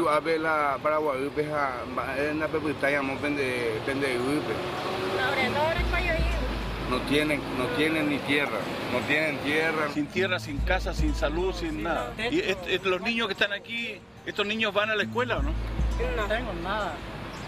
Si un niño se enferma de acá, ¿qué hacen con el niño? Vienen enfermos y les falta alimento. Tenemos que enseñar que el indígena no es retrógrado, no es salvaje, no es retrasado mental. Ese concepto, cuando tratemos de entender al ser humano con igualdad de condiciones, con diferencias étnicas, pero con capacidades similares, yo creo que el Ecuador va a cambiar y América Latina va a cambiar. Pero si nosotros seguimos pensando en que aquí hay una cultura dominante frente a la cultura inferior, que son los minoritarios, nunca vamos a cambiar.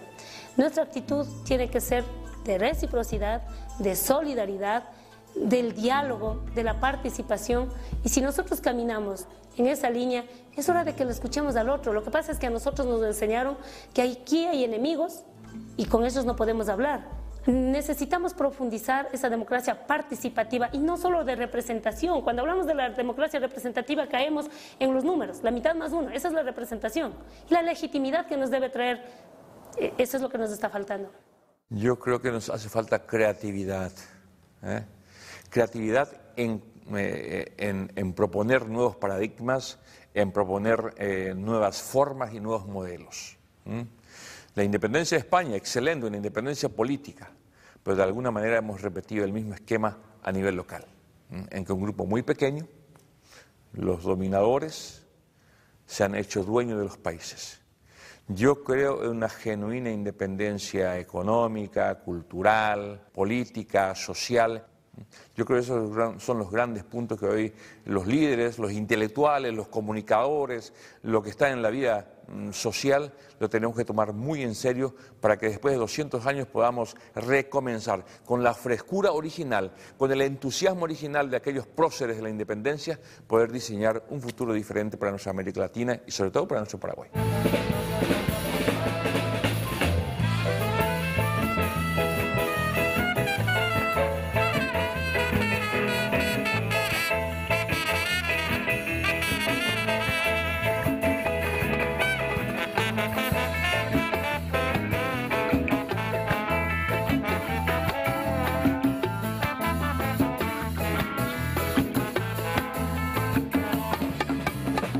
Una legisladora que ha escrito un libro y que está pidiendo de que los reconciliemos y pidamos que las condenas de los militares sean breves y que ellos nos van a decir la verdad.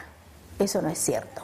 Llevamos 33 años pidiendo justicia y nunca nos dijeron la verdad. Nosotros vamos a seguir haciendo lo que siempre hicimos, lo correcto, de buscar a nuestros hijos, de pedir justicia, juicio y castigo para los culpables. No vamos a ceder en ninguna otra cosa, porque lo justo es de que nosotros esta lucha la tenemos que continuar. Y la continuarán, como le digo, nuestros nietos. No podemos acabar esta revolución de hace 200 años si al mismo tiempo no está acompañada por una buena revolución cultural. Entonces, sin revolución cultural, sin implantar el concepto de pertenencia del patrimonio, inculcarlo desde la escuela primaria, estamos liquidados. Nadie sabe, ningún ciudadano en este país, y creo que en ningún país de América Latina sabe lo que le pertenece. Ningún ciudadano tiene la conciencia, latinoamericano, que él es un copropietario del gran consorcio de propietarios de ese gran edificio que es un país.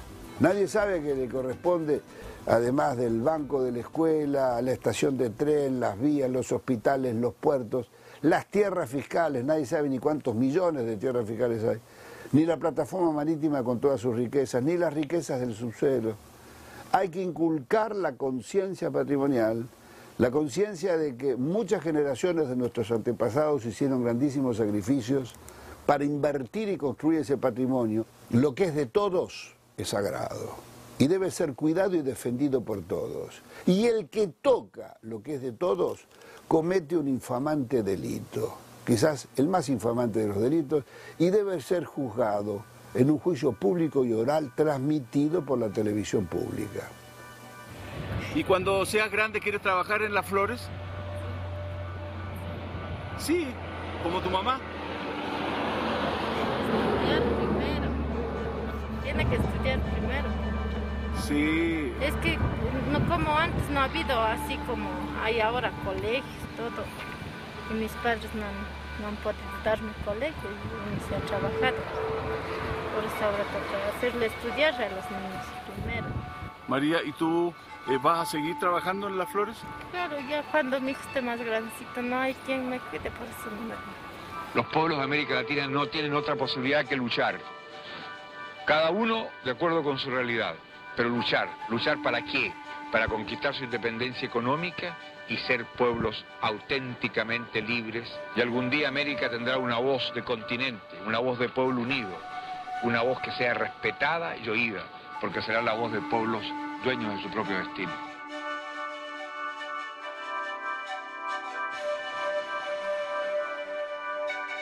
Estoy decidido a ser protagonista, aunque sea a nivel de grano de arena, de todo lo que sea revolucionar la revolución. ¿Ese es un proceso que tiene la Cuba de hoy como desafío? Yo lo creo. Por supuesto que es un movimiento interno. Conozco bien a Fidel, hoy no lo veo. Siento su presencia de distintos modos y por distintas vías. Conozco bien a Raúl y creo que es irreversible que los revolucionarios nos revolucionemos nosotros mismos. Y aunque quede poco tiempo para hacerlo, a esta generación va a pasar. Cuando uno lee y escucha el pensamiento de los libertadores, tan claro, a uno le impresiona la claridad de ellos, de que la única manera que nuestra América Latina pueda resolver los conflictos, los desafíos, los problemas, algunos los mismos, otros nuevos, por sin duda ha cambiado el mundo, es a través de la integración, y yo sigo estando absolutamente de acuerdo con aquello. Y es por eso que yo hablo como presidente de Chile, pero también puedo sacar a colación lo que fue mi experiencia personal, más allá de un análisis teórico que yo comparto, que la integración es central. Yo diría que en una de las cosas que menos hemos avanzado en América Latina es justamente la integración real, concreta, que se traduzca en bienestar para nuestros pueblos.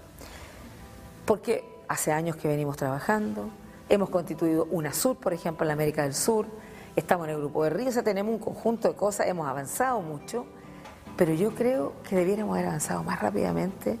Para poder avanzar uno tiene que entender unidad dentro de la diversidad. Aquí no puede haber recetas que se le pueda imponer a un país de cuál es la mejor manera de hacer las cosas. Hay que respetar lo que son las tradiciones políticas, las tradiciones democráticas de cada país, ¿no? Hay voluntad, pero a mí me gustaría que hubiéramos avanzado más rápido. Por favor, déjese de hablar del leadership, empiece a hablar de la friendship, déjese de hablar de liderazgos, Obama, por favor, libérese de esa atadura a un sistema mesiánico de poder que siente que ha sido elegido por Dios para salvar al mundo. Yo comprendo que para un presidente así, que yo creo que tiene cierta voluntad de cambio, que quiere hasta cierto punto por lo menos cambiar las cosas, la tarea no es fácil. Yo no quisiera estar en sus zapatos. Y sobre todo en las relaciones con América Latina no es nada fácil, porque ellos llevan más de un siglo largo, fabricando dictaduras militares. Entonces la idea de que puedan sostener procesos democráticos o ayudarlos, o por lo menos comprenderlos, es una idea muy complicada. Yo siento que después de 200 años ya estamos festejando los bicentenarios.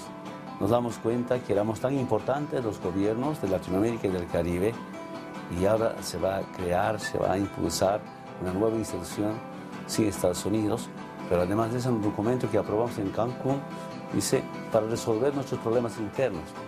Antes, cuando hay problemas internos de un país de Latinoamérica con otro país de Latinoamérica, y como un gran patrón, un gran árbitro estaba Estados Unidos.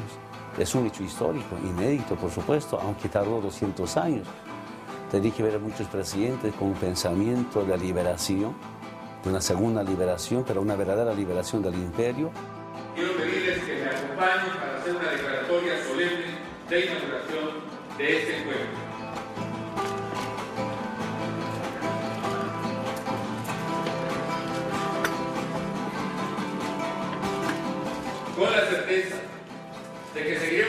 construyendo una unidad de naciones latinoamericanas y caribeñas para el desarrollo, la libertad, la justicia y la democracia de nuestros pueblos.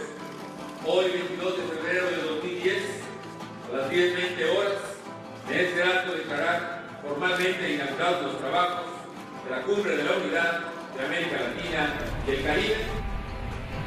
Mas eu acho que os jovens têm um papel de transformar os movimentos sociais e de fazê-los se tornarem mais fortes, efetivamente. Eu vejo que nenhuma transformação social nos nossos países se deu sem a ação da juventude, sem a participação do movimento estudantil, sem a participação dos jovens, da sociedade civil em geral. E é claro que hoje a gente tem essa dificuldade por conta do individualismo ou por conta da mistificação que se gera dentro do sistema capitalista. Agora, ¿tú crees que el mundo está allí para vivirlo solo o para cambiarlo? Eu acho que para vivê-lo e para transformá-lo. Acho que transformá-lo para poder vivê-lo. Porque esse modelo de desenvolvimento que está colocado não está sendo colocado em xeque. E acho que a juventude tem essa possibilidade de colocar em xeque, tanto atuando nos partidos políticos, quanto atuando nos movimentos sociais e, eventualmente, até autonomamente, né? A gente tem agora a possibilidade de ter um protagonismo diferenciado do que a gente tinha no passado. E as formas de organização também se multiplicaram. Então, não há falta de oportunidades para que os jovens se organizem. O que há é uma enganação sobre o que os jovens podem fazer. E aí fica um monte de gente achando que, eu tenho que, não sei, fazer um trabalho voluntário assim, eu tenho que conseguir um emprego assado, fazer um curso técnico assado, como se esse monte de coisinhas fosse apagar uma condição social, apagar um problema social que está muito mais embaixo, que depende de mudanças estruturais. E essas mudanças estruturais não vão ser feitas a não ser pela atuação política. E aí sim a gente tem que ter em mente os líderes que fizeram as transformações na América Latina, né? E aí a gente fala de Che Guevara, aí a gente fala dos lutadores aqui que lutaram contra a ditadura aqui no Brasil, Carlos Marighella e tantos outros, que aqui foram muitos, não teve um líder só. E mesmo quem está lutando hoje contra essas forças. E aí eu acho que a imagem do Evo Morales é muito bacana e mesmo a resistência que Cuba tem feito, apesar dos seus problemas, e a Venezuela também, apesar de seus problemas, e as resistências populares em si. Que eu acho que assim, a gente não pode caminhar pensando no futuro, eu sou jovem, então eu penso no futuro e me desgarro do passado. Eu acho que a caminhada da história tem que ser sempre com os olhos para o passado. A gente tendo em vista a história do lugar em que a gente vive, do nosso território e da nossa cultura, e construindo as coisas com base nisso. Então, tomar por inspiração as revoluções que os povos ameríndios, os povos latino-americanos fizeram para transformar a realidade hoje, né? Nas formas como o nosso tempo permite isso, né?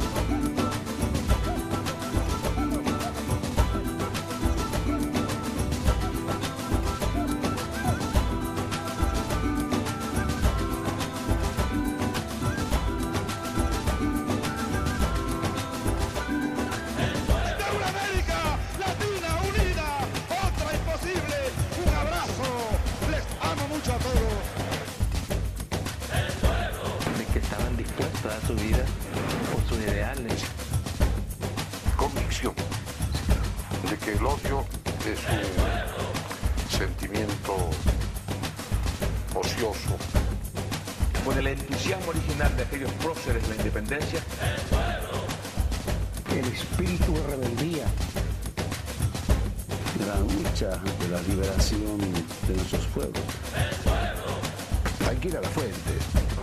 Los herederos legítimos de los padres de la patria, y juntos haremos la segunda independencia. Mujeres y hombres extraordinarios que viven su vida por el sueño de una patria libre e integral. La independencia como proyecto inconcluso que es.